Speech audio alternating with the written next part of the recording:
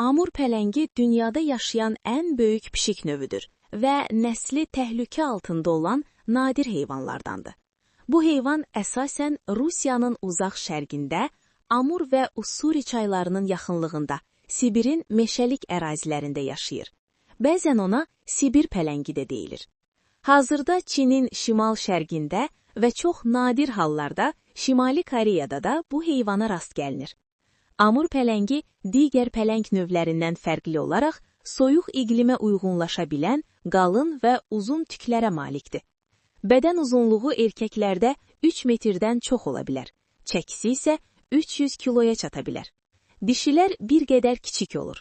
Bu pələnglər çox güclü, səbirli və çevik heyvanlardır. Onlar əsasən ceyran, vəhşi donuz, maral və digər məməlilərlə qidalanırlar.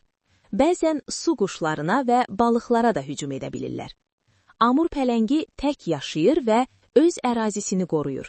Gecələr ov edir, gündüz isə gizli yerlərdə istirahət edir. Onların hər birinin öz ərazi sərhədləri olur və bu əraziyə başqa pələngin girməsinə icazə verilmir.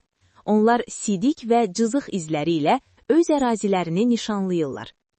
Təəssüf ki, amur pələnglərinin sayı ildən ilə azalır.